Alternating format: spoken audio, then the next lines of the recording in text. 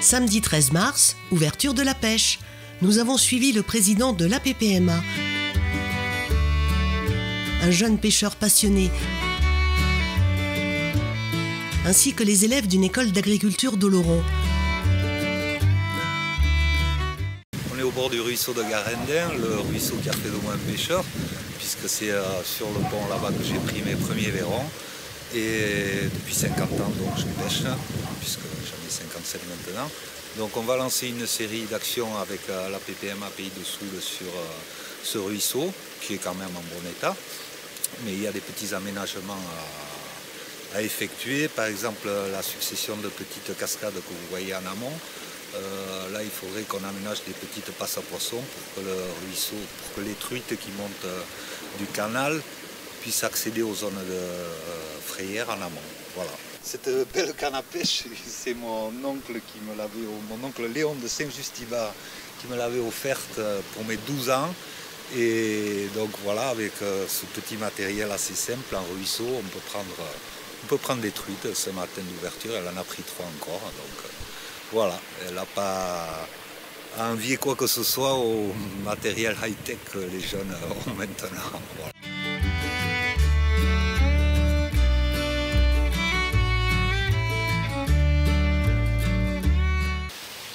Voilà, c'est à ça qu'on reconnaît un bon pêcheur d'un mauvais. Le bon pêcheur, il perd pas de temps avec le matériel. La petite fille me demandait pourquoi il remue le verre. Je lui disais parce qu'il est content. Je ne suis pas sûr que ce soit ça.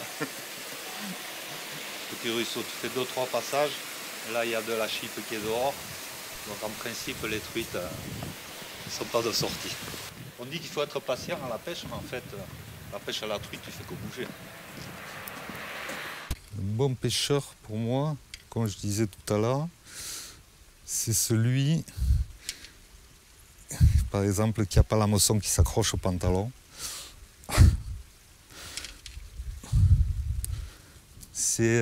La différence, elle se fait souvent dans le temps effectif de pêche. Si tu n'es pas embêté par le matériel, si tu arrives à passer plus de temps avec l'hameçon dans l'eau qu'accroché dans les branches, voilà, là, effectivement, tu as une option de plus pour la victoire. Voilà, là je pêche l'endroit où il y a le plus d'eau. Donc il faut qu'il y ait une cachette, une arrivée d'eau. La cachette, ce serait sous le caillou, l'arrivée d'eau donc qui apporte de la nourriture. Et sinon, il y a des endroits qui sont très intéressants aussi. C'est ce genre de berge. Et ça, c'est le profil normal pour un ruisseau. C'est quand la lame d'eau affleure sur la terre végétale. C'est comme ça que devraient être tous les ruisseaux. Les petites truites peuvent se cacher dessous, les écrevisses, ça fait des abris. Si le lit est plus creusé que ça, c'est qu'il y a un problème mécanique, quoi. Où il n'y a pas assez de gravier qui descend, où les berges sont affaissées. Le profil idéal, c'est ça.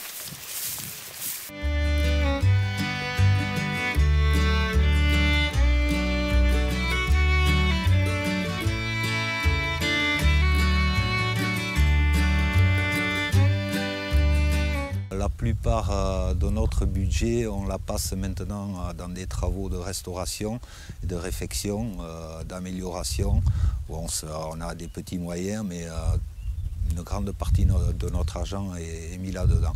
On a renoncé aux empoisonnements en truites adultes de rivière, bon, parce que tout simplement, c'est pas notre conception de la pêche.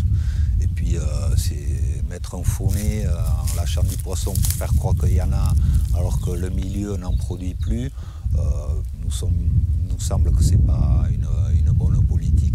On met également beaucoup l'accent sur les initiations jeunes. Ça fait 2 ans maintenant qu'on offre systématiquement une canne à pêche à chaque gosse qui fait une initiation avec nous.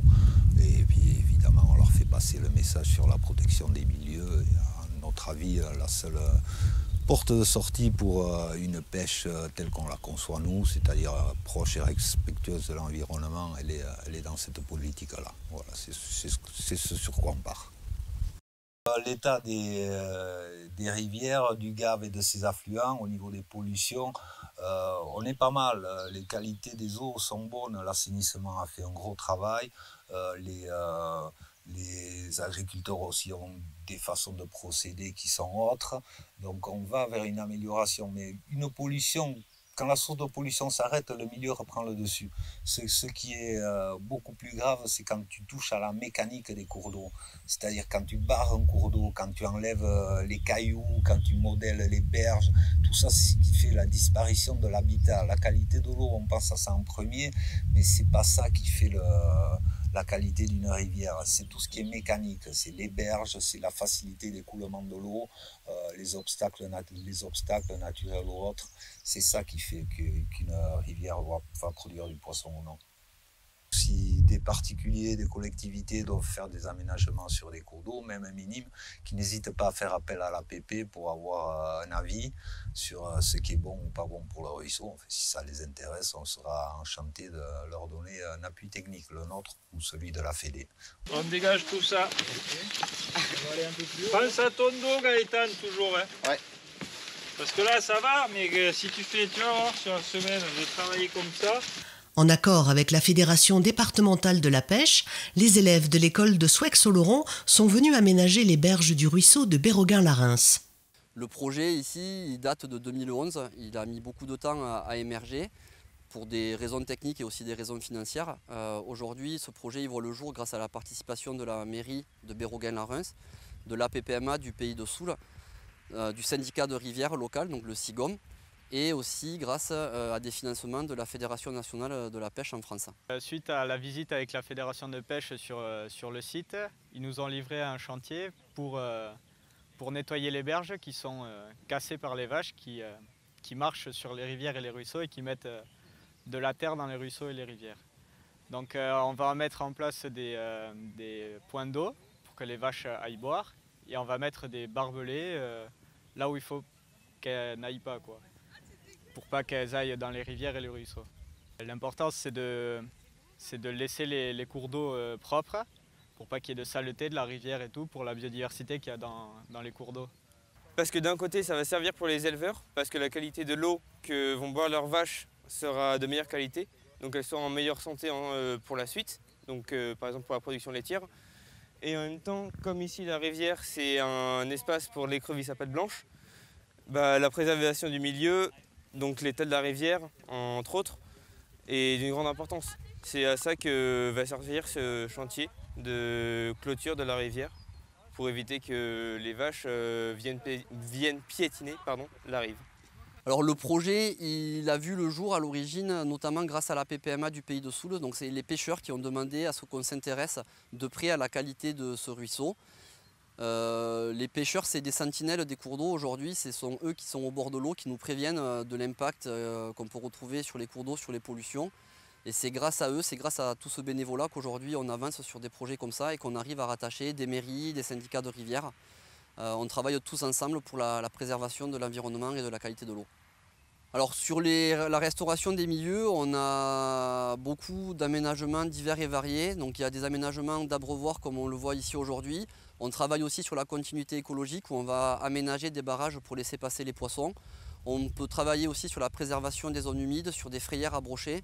C'est très varié et ça touche vraiment tous les compartiments de la biodiversité aquatique. Puisque dans tous les cas, dès qu'on va améliorer un cours d'eau, ça finira forcément par profiter aux pêcheurs. Si l'eau elle est de meilleure qualité, il y aura plus de poissons et les pêcheurs ils pourront capturer plus de poissons.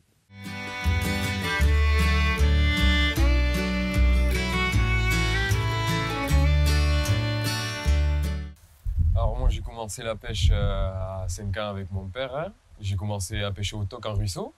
Ensuite, vers mes 11 ans, je suis passé donc à la cuillère, toujours en ruisseau et un peu au gave.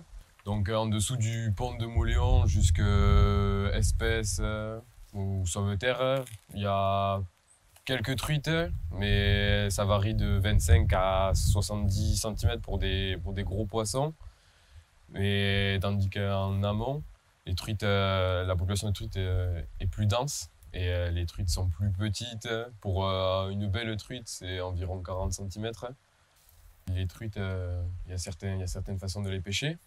Donc il faut s'adapter au coin de pêche. Par exemple, si on a un courant qui d'un coup devient profond, elles vont se trouver sous sous les roches, voilà, elles vont être au calme. Et, tandis que les truites assez petites, elles sont souvent dans des courants un peu plus rapides, sous des petites pierres, et elles sont souvent à l'affût ou en chasse. Le meilleur souvenir de pêche, j'en ai un, c'était quand j'étais petit avec mon père, on était parti pêcher un soir, un coup du soir, à la va-vite, c'était à l'improviste, et on a attrapé une belle truite de 60 cm. C'est lui qui l'a ferré, et ensuite il m'a passé la canne, il a épisoté, et c'était fantastique, ça reste. Moi, je pense qu'il faut initier les jeunes dès l'enfance pour qu'ils prennent goût, parce que c'est la nature, on est en plein air, on profite. Et surtout respecter le poisson, ne pas abîmer et respecter surtout les coins no-kill où il faut relâcher. Et puis voilà.